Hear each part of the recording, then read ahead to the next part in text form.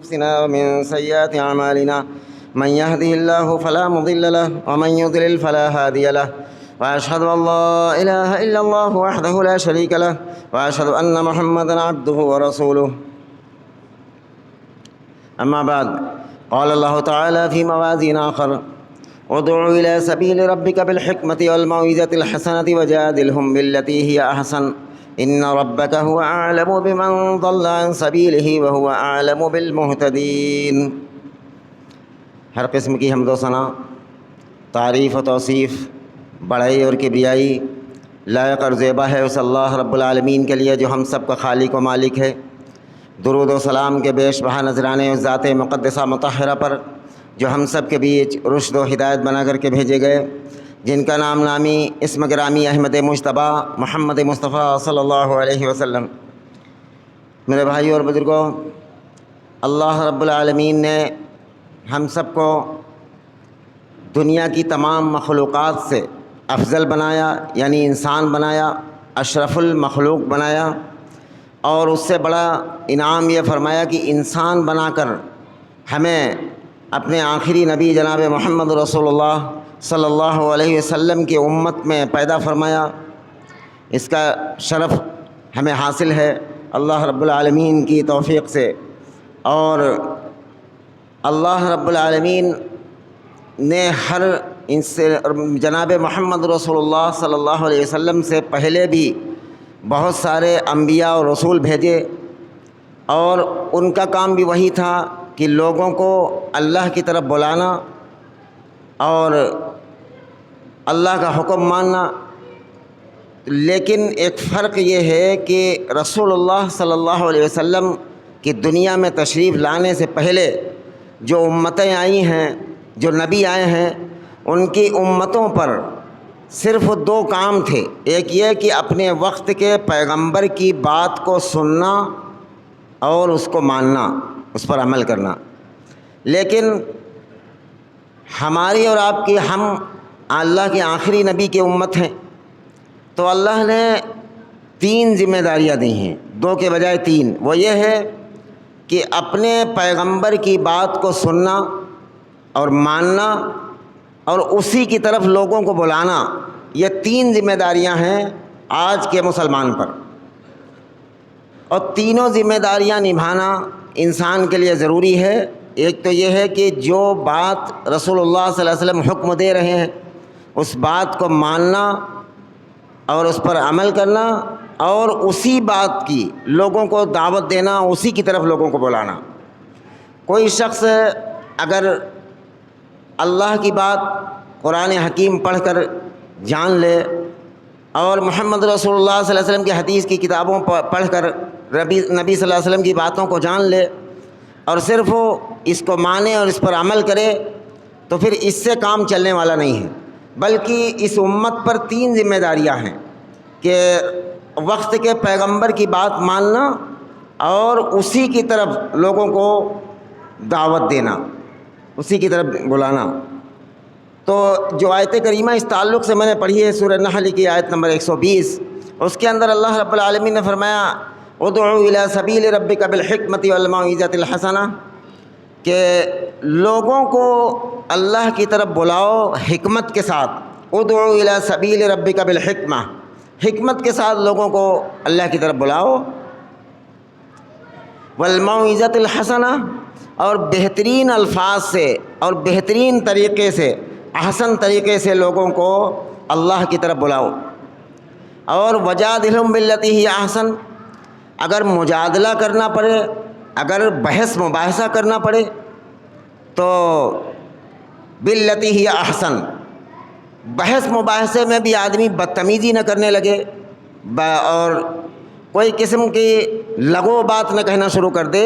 بحث میں بھی آدمی اپنے الفاظ کو درست رکھے اور اچھے طریقے سے بحث کرے۔ اس آیت کریمہ سے یہ پتہ چلتا ہے کہ دین کے اندر، علم دین کے اندر بحثیں بھی ہوتی ہیں، بحث کرنا ضروری بھی ہے۔ بحث کے اندر طریقہ احسن ہونا چاہیے۔ وجادلہم باللتی ہی احسن، اگر مجادلہ کرنا پڑے تو مجادلہ، بحث کرنا پڑے تو احسن طریقے سے کیا جائے، بد کلامی نہ کی جائے، بد زبانی نہ کی جائے۔ اپنی زبان پر قابو رکھ کے احسن طریقے سے بحث کیا جائے، صحیح الفاظ درست رکھے جائیں، اور پہلے نمبر پر اللہ کی طرف حکمت سے بلانا۔ اور یہ بلانا کیا ہے؟ سورہ زاریات کی آیت نمبر 55 پر اللہ رب العالمین نے فرمایا وَذَكِّرْ فَإِنَّ الذِّكْرَىٰ تَنفَعُ الْمُؤْمِنِينَ۔ ایمان والوں کو یہ مذاکرہ نفع دیتا ہے۔ مذاکرہ جو ہے اچھی بات کو لوگوں کے سامنے ذکر کرنا کہ یہ بات ایسے ہے، یہ بات ایسے ہے، اور اگر اس کو معلوم نہیں ہے جس کو وہ اسے معلوم کرے تو اسے کہتے ہیں مذاکرہ۔ اور مذاکرہ مومنین کے لیے نفع بخش ہے۔ جتنی باتیں معلوم ہیں لوگوں کے سامنے رکھنا، اور اگر نہیں معلوم ہے تو اپنے سے زیادہ جاننے والے سے پوچھنا، اسے کہا جاتا ہے مذاکرہ۔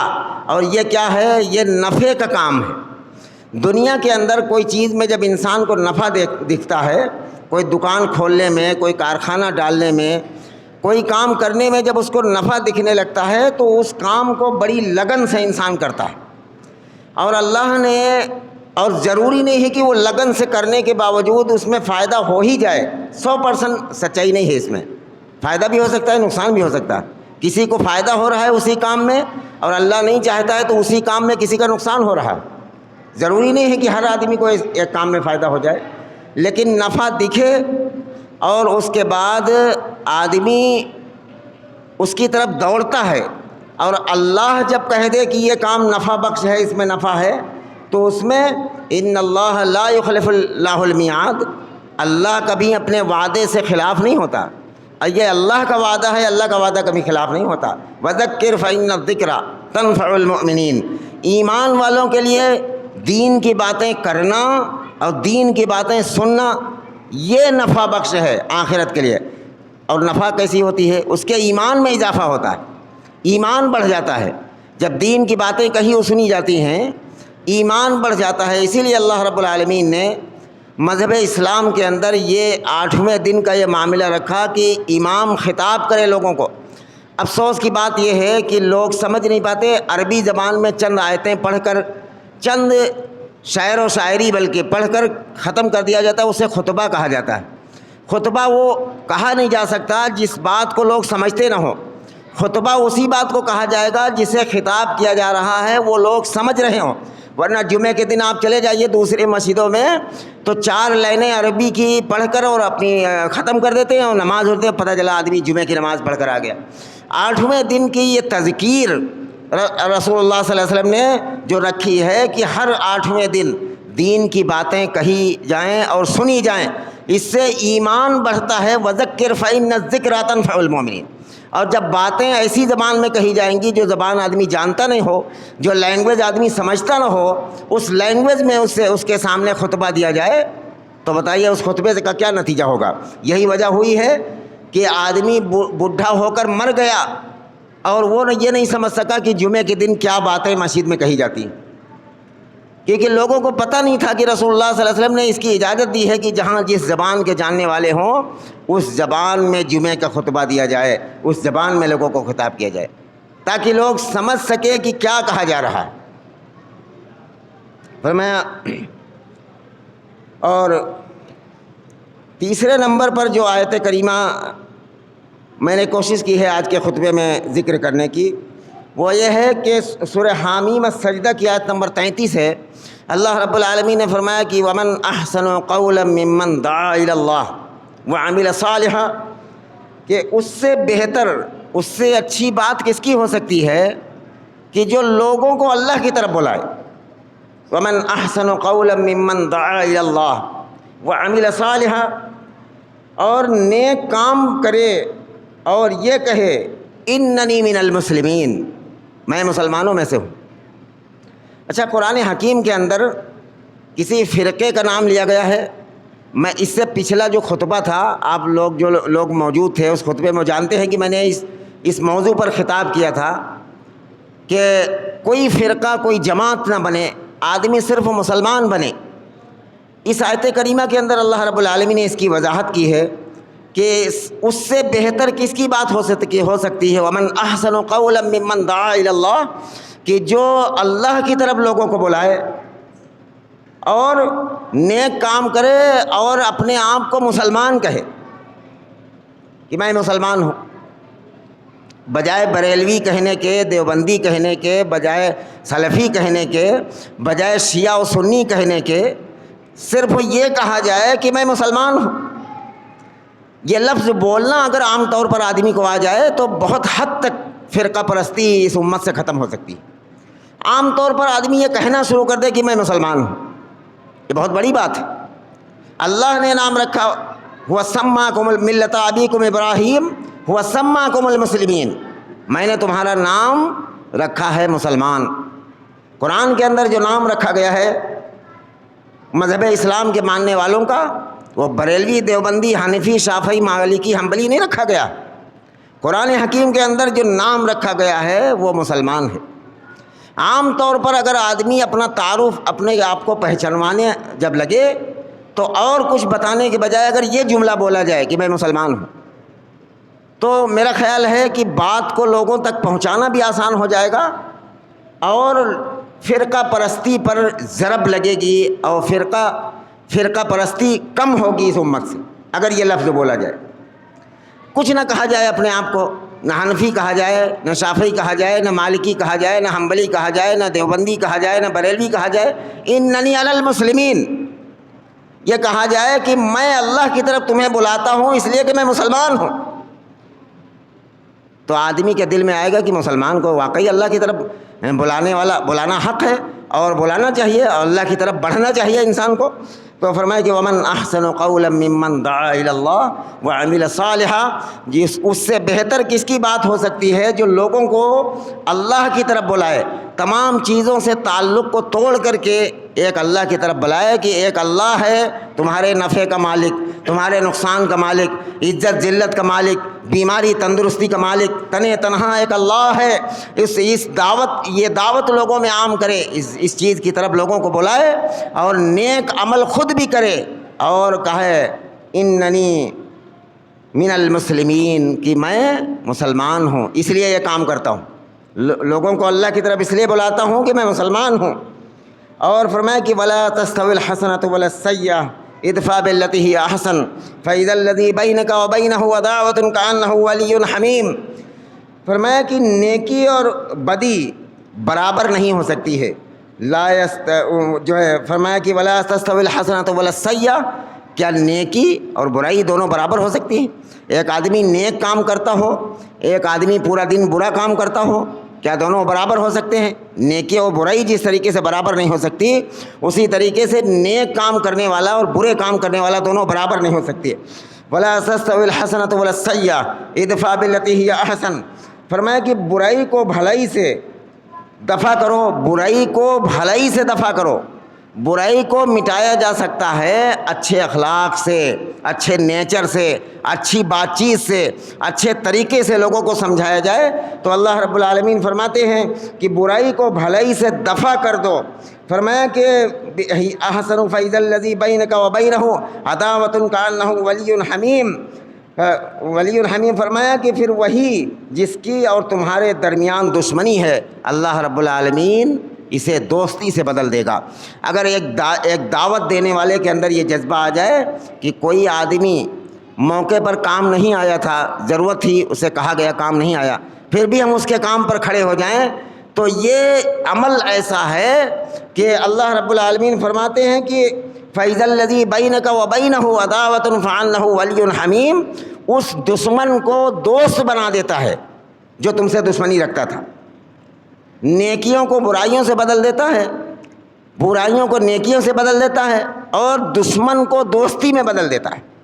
وہ دوست بن جاتا ہے جو دشمن ہوتا ہے۔ اگرچہ یہ عمل انسان کے اندر آ جائے کہ اللہ کی طرف بلائے اچھے طریقے سے اور برائی کا بدلہ، کبھی برائی دینے کی کوشش نہ کرے، برائی کا بدلہ بھلائی سے دے، تو اس کا انجام یہ ہوتا ہے کہ لوگ جو دشمن ہوتے ہیں، آج جو لوگ کتاب اللہ اور سنت رسول اللہ کی دعوت دیتے ہیں ان کے لوگ دشمن ہیں کہ نہیں؟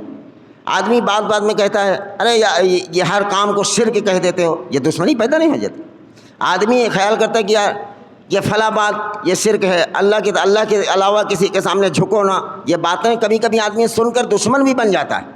اور فرمایا کہ لیکن اچھے طریقے سے تم اپنی بات کو کہتے رہو تو نتیجہ یہ ہوگا کہ اللہ رب العالمین اس دشمن کو ایک دن دوست بنا کر تمہارے سامنے کھڑا کر دے گا۔ اب یہ واقعات میرے سامنے بے شمار گزرے، میری اتنی عمر میں کافی تجربے اس بات جو ہے حاصل ہے الحمدللہ۔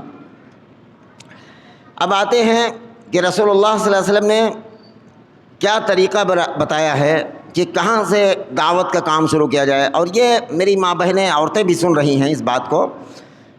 دعوت کا کام آدمی جس طریقے سے مرد کر سکتا ہے اسی طریقے سے عورتیں بھی کر سکتی، اور دعوت کے لیے یہ کہیں پر بھی رسول اللہ صلی اللہ علیہ وسلم کا حکم نہیں نازل ہوا کہ بوریا بسترا باندھ کر کہیں دوسرے گاؤں میں نکل کر چلا جائے آدمی۔ ایسا نہ کوئی رسول اللہ صلی اللہ علیہ وسلم کا حکم ہے، نہ تو ابو بکر رضی اللہ عنہ کی حکومت میں کوئی ایسی جماعت رہی ہے جو بوریا بسترا باندھ کر مسجدوں میں رکتی ہو، قیام کرتی ہو، ایسی کوئی جماعت نہیں رہی۔ واللہ یہ بدعتی کام ہے، اس کام کا تعلق اسلام سے کوئی نہیں، اگرچہ اس میں کوئی اچھی باتیں کہی جاتی ہیں لیکن یہ طریقہ اسلام سے ثابت نہیں۔ نہ اب تو عورتوں کو لے کر لوگ جماعت میں نکلتے ہیں، مسجد میں عورتیں آتی ہیں جو رسول اللہ صلی اللہ علیہ وسلم کا طریقہ ہے، تو لوگ اس پر ہوٹنگ کرتے ہیں کہ عورتیں مسجد میں جاتی، اور لوگ جماعتوں میں عورتوں کو لے کر نکلتے ہیں، جو سراپا حرام ہے۔ عورتوں کے لیے دین کے لیے جماعت کبھی نہیں نکالی گئی، سراپا حرام ہے، بدعت ہے۔ جو لوگ اس میں ملوث ہیں سب کے سب کو اللہ رب العالمین کا ہے اس کا جواب دینا ہوگا۔ مسجدوں کے اندر، بازاروں میں اپنی ضرورتوں سے ڈاکٹروں کے پاس عورتیں جا سکتی ہیں، مسجد میں دین کی بات سننے کے لیے، نماز پڑھنے کے لیے کیوں نہیں آ سکتی؟ اگرچہ مرد عورتوں کا اختلاط نہ ہو، ان کے لیے پردے کا انتظام ہو، تو مسجد میں بالکل عورتیں آ سکتی ہیں۔ اللہ کے نبی صلی اللہ علیہ وسلم فرماتے ہیں کہ اللہ کی بندیوں کو اللہ کی مسجد میں آنے سے مت روکو، صحیح مسلم کی روایت۔ اور تو نکلتی، یہ میرے بھائیوں یہ سب بکواس ہے، لوگوں کا بنایا ہوا ہے۔ ایسا کوئی دین میں مسئلہ نہیں ہے کہ آدمی اپنا گھر بار چھوڑ کر نکل جائے، اور یا عورتیں اپنا گھر بار اپنے بچوں کو چھوڑ کر نکل جائیں دین کی بات سمجھائیں۔ یعنی جو جس مشغلے میں ہے اس مشغلے میں اپنے دین کے دعوت کا کام کر سکتا ہے۔ مرد اگر کوئی دکان کھولے ہے، اس کی دکان پر جو کسٹمر آتے ہیں، اپنے سودے کی اپنی تجارت کی بات کرنے کے ساتھ ساتھ اس سے دین کا کام بھی کرے۔ کوئی کارخانہ کھولے ہے تو اس کارخانے میں جو لوگ کام کرتے ہیں ان سے کام کاج کرنے کے ساتھ ساتھ ان سے دین کی بات بھی کرے کہ بھائی دیکھو اللہ کے سوا کوئی عبادت کے لائق نہیں ہے، اللہ کے سوا کوئی اس لائق نہیں ہے کہ اس کے سامنے جھکا جائے یا اس سے دعائیں مانگی جائے۔ یہ باتیں کرتا رہے، اسی کا نام تبلیغ ہے، اسی کا نام دعوت ہے۔ اور عورتیں اپنے گھر کے اندر کسی کو بلائیں، اپنے پڑوس اڑوس کی عورتوں کو بلائیں، ان کو چائے پلائیں اور دعوت دیں کہ بھائی مسجد میں چلا کرو جمعے کے دن، وہاں اللہ اس کے رسول کی بات ہوتی ہے، سنا کرو۔ تو اس سے ان کو ہدایت، اگر کچھ نہیں آتی ہے لمبی چوڑی تقریر کہ یہ صحیح ہے غلط، تو صرف وہ اتنا ہی کہہ دے کہ بھائی مسجد میں جمعے کے دن جایا کرو، وہاں اللہ رسول کی باتیں ہوتی ہیں، اور وہاں پردے کا انتظام بھی ہے، مرد عورتوں کو ایک میں نہیں رکھا جاتا بلکہ پردے کا انتظام ہے، وہاں چلو اللہ اس کے رسول کی بات سنو، شاید تمہارے دین کی بات کو سمجھ میں آئے۔ یہ ایک دعوت کا طریقہ ہے۔ کبھی اگر ایک بار کہنے سے نہ مانے تو کہنا چھوڑنا نہ چاہیے، ہمیشہ کہتے رہنا چاہیے آدمی سے۔ کب اللہ تعالیٰ کس کو سمجھ دے دے اللہ ہی کو معلوم ہے۔ کسی کے بارے میں بدگمانی نہیں کرنا چاہیے کہ اللہ اس کو سمجھ نہیں دے گا، اس کو ہدایت نہیں ملے گی، اس کو دین کی صحیح سمجھ نہیں آئے گی۔ واللہ اس بارے میں کوئی آدمی نہیں جان سکتا، دلوں کا حال صرف اللہ رب العالمین کا علم ہے۔ اللہ رب العالمین جانتا ہے کہ کس کا دل کب اللہ کے دین کی طرف متوجہ ہو جائے۔ کہتے رہنا چاہیے، کبھی اس کے گھر جا کر چائے پی کر اسے دین کی بات کرو، کبھی اپنے گھر بلا کر اس کو چائے پلاؤ، کبھی اپنی دکان پر بلا کر چائے پلا کر اسے دین کی بات کہو۔ اور اس نیت سے جب اپنا پیسہ خرچ کرو گے کہ بھائی چائے اس لیے ہم پلا رہے ہیں کہ اسے دین کی بات سمجھانا، تو یہ تمہارا پیسہ خرچ کرنا یہ صدقے میں شمار ہوگا، یہ دین کے کام میں تمہارا پیسہ شمار ہوگا۔ فضول تو آدمی دن بھر پتہ نہیں کتنا پیسہ خرچ کر ڈالتا ہے، لیکن کبھی دین کے لیے خرچ کرنے کی کوشش کرو۔ مرد اپنے شعبے کے اندر دین کا کام کر سکتے ہیں، عورتیں اپنے شعبے کے اندر دین کا کام کر سکتے ہیں۔ عورتیں جن کے دوسرے گھروں میں آنا جانا رہتا ہے وہاں پر دین کی بات چلائیں کہ بھائی ہم نے جمعے کے خطبے میں سنا تھا قرآن کی آیت کے اندر یہ لکھا ہوا ہے، اگرچہ ان کو زیادہ علم نہیں ہے تو اس طریقے سے سمجھائیں کہ بھائی آج کے خطبے میں ہم نے سنا تھا کہ رسول اللہ صلی اللہ علیہ وسلم کا حکم یہ ہے، اللہ رب العالمین کا حکم یہ ہے، تو چلو بھائی چلا کرو کبھی تم ہی دین کی بات سنو۔ یہ ایک طریقہ ہے دعوت دینے کا۔ اسی طریقے سے مرد جہاں جس مشغلے میں رہے، اپنی دکان پر، اپنے کارخانے میں، اپنے کھیت میں، اپنے کام کاج میں، وہاں جو لوگ ملیں ان سے دین کی بات کرنا شروع کرے، اللہ رب العالمین اس دعوت کو قبول فرمائے گا۔ اور یہ دعوت بہت قیمتی ہوتی ہے، جانتے ہو۔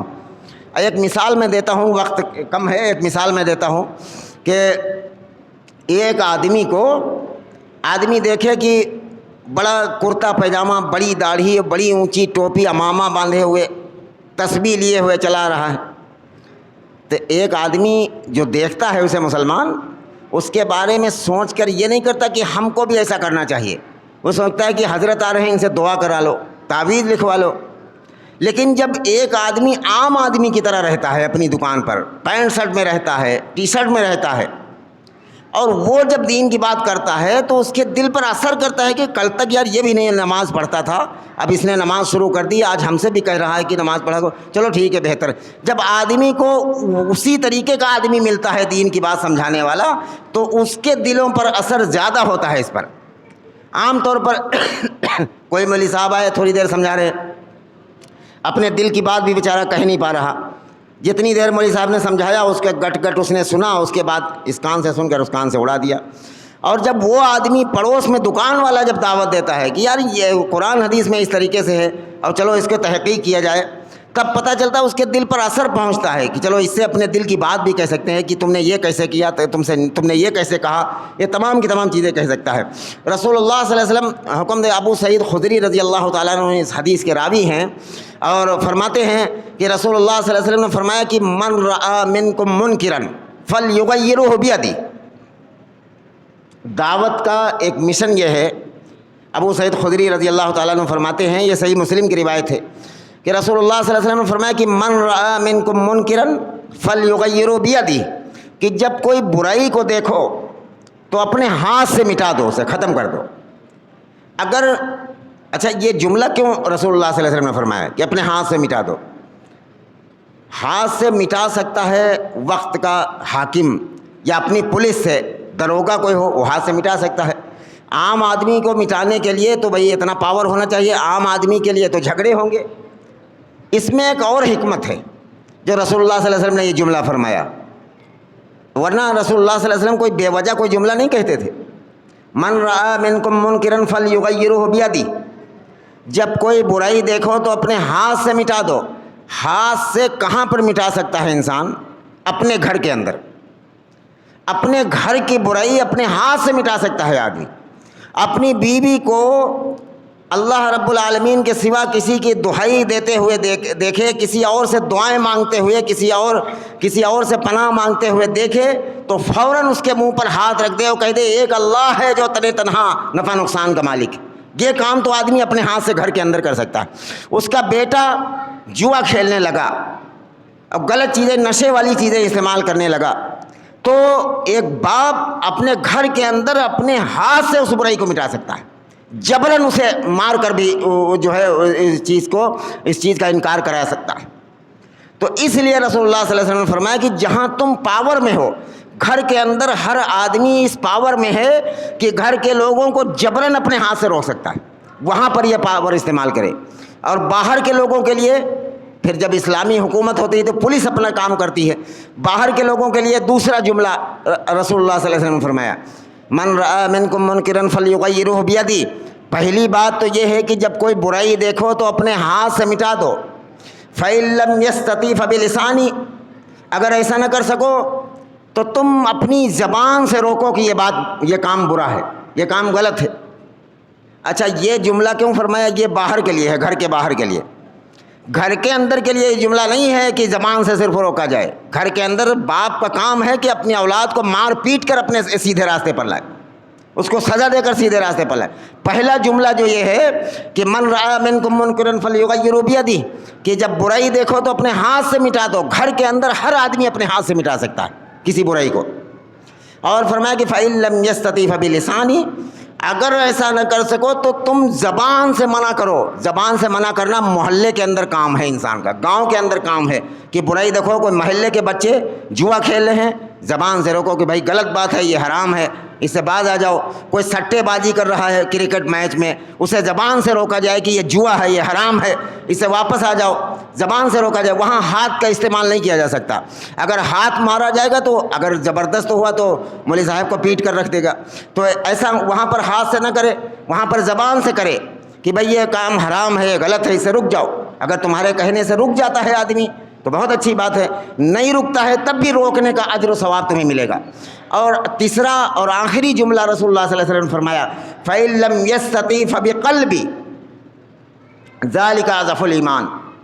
اگر تم زبان ہاتھ سے نہ روک سکو، زبان سے بھی نہ روک سکو، تو تیسرا اور آخری کام یہ ہے کہ تم دل سے اسے برا جانو. کبھی کبھی ایسا ہوتا ہے کہ زبان سے کہنے سے بھی لوگ جھگڑ پڑتے ہیں، لوگ جھگڑا کرنے پر آمادہ ہو جاتے ہیں، غلط سلط کہنے لگتے ہیں. تو ایسی صورتحال میں رسول اللہ صلی اللہ علیہ وسلم نے فرمایا کہ فَإِن لَّمْ يَسْتَطِعْ فَبِقَلْبِهِ، دل سے اسے برا جانو. ذَلِكَ أَضْعَفُ الْإِيمَانِ، یہ سب سے ایمان کا سب سے کمزور حصہ ہے، لیکن اس کے بعد ایمان کا کوئی حصہ نہیں.